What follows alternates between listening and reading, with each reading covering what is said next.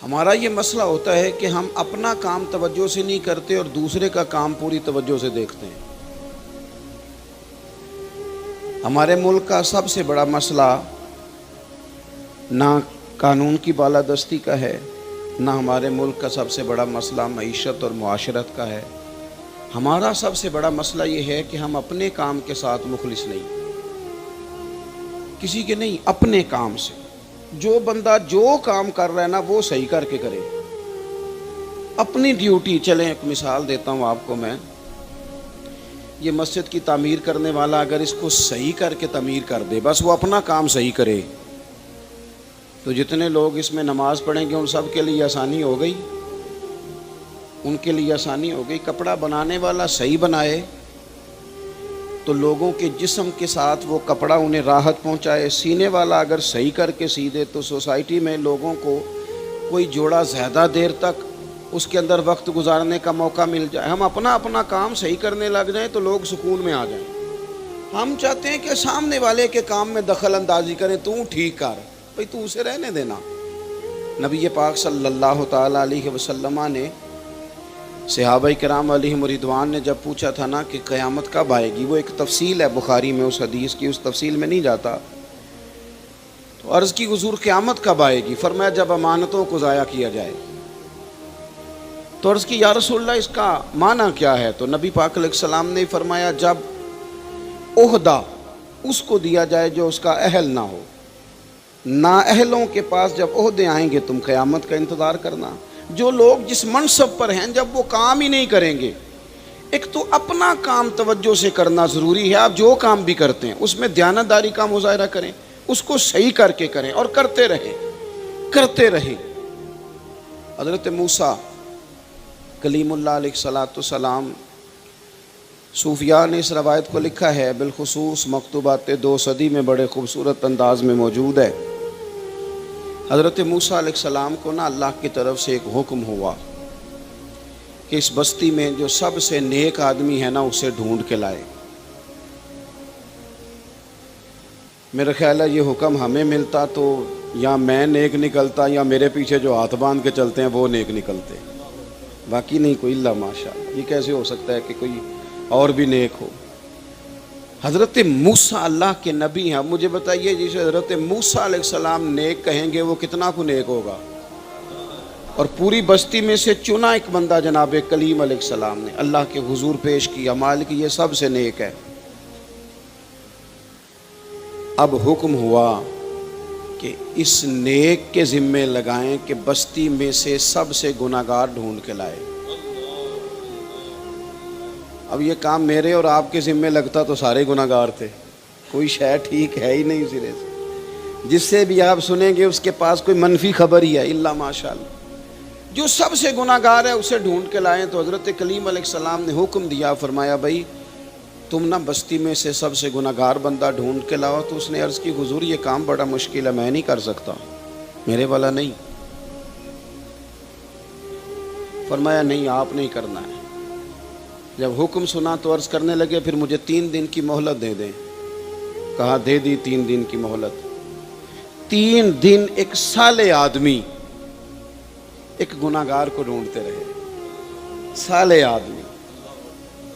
جانے کب مار دے کوئی مجھے ظالم کر کے، شہر کا شہر مسلمان بنا بیٹھا ہے۔ یہاں تو بہت سارے لوگ ہوتے ہیں جو مرضی کسی کے لیے کہہ دیتے ہیں۔ تو فرمایا کہ آپ ڈھونڈیں۔ اب وہ نیک آدمی گناہگار ڈھونڈ، یہ بھی کبھی کبھی ہوتا ہے، کبھی کبھی نا ایسا بھی ہوتا ہے۔ وہ گناہگار بندہ ڈھونڈنے کا حکم آ گیا، وہ ڈھونڈ رہے ہیں۔ 3 دن بیت گئے، 3 راتیں بیت گئی۔ اب وہ وقت آ گیا گناہگار پیش کرنے کا۔ انہوں نے پیش کیا کیا؟ اپنے گلے میں رسی ڈالی، اپنے گلے میں رسی ڈالی، اور حضرت کلیم کے ہاتھ میں تھما کے عرض کی حضور کچھ لوگوں کے گناہ میری نظر میں آئے تھے، پر مجھے صرف ان کا شک تھا کہ یہ گناہ اس نے کیا ہوگا، صرف شک تھا، لوگوں کا شک تھا، پر میرے جو ہیں وہ تو مجھے پکی یاد ہے نا کہ میں نے کیے۔ لہٰذا اس بستی میں نا سب سے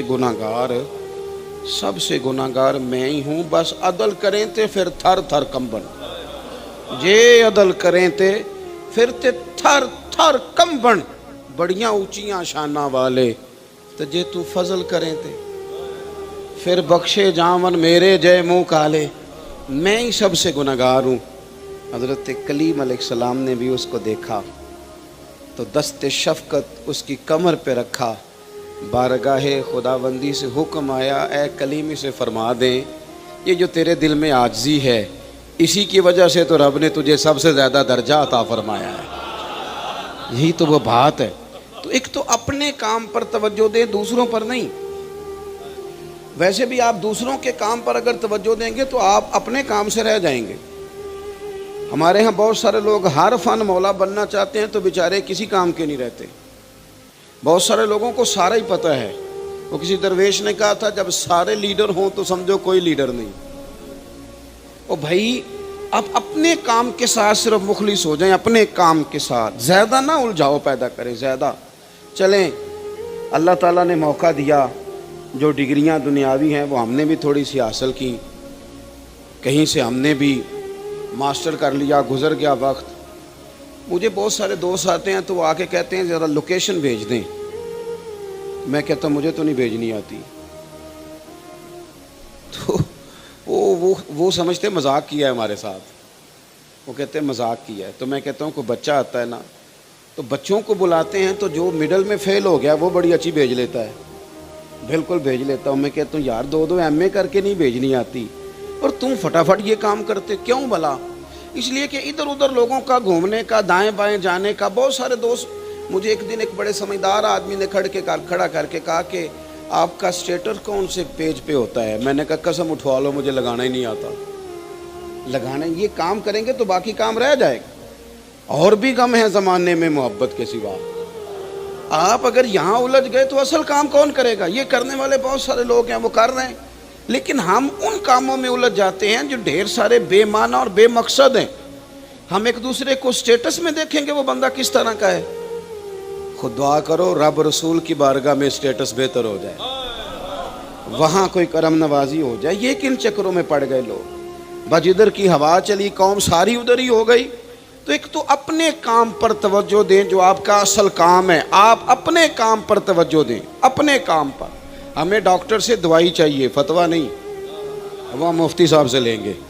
हमें मुफ्ती साहब से फतवा चाहिए, नुस्खा नहीं, वो हम डॉक्टर साहब से लेंगे। जो काम जिसका काम उसी को। हमारे यहाँ हर बंदा ना, वो मेरी एक अजीज़ा बीमार है कई दिनों से, उनको एक साहब ने कहा कि छड्डो डॉक्टरां नूं, तुसीं हकीम दी दवाई खाओ। और 2 दिन खाई है उन्होंने। अब वो डॉक्टर कह रहा है वापस हकीम के पास ही ले जाओ, मेरे वाला काम नहीं। तो मैंने उनसे कहा कि आप हर एक का मशवरा क्यों कबूल करते हैं? हर बंदे के पास 2-4 नुस्खे हैं, जो आता है 2-4 नुस्खे दे जाता है। आप कभी किसी डॉक्टर के पास जाएं, वो सबसे पहले आपका ब्लड प्रेशर चेक करता है। उन्होंने एक लाइन खींची होती है, उसके साथ वो लिखते हैं ब्लड प्रेशर कितना है। फिर वो आपसे पूछते हैं कि आपको शुगर तो नहीं। फिर वो आपसे कई चीज़ें पूछने के बाद नुस्खा तजवीज़ करते हैं। लेकिन जो आपको मुंह ज़ुबानी नुस्खा देने आया वो कोई शय भी नहीं पूछता।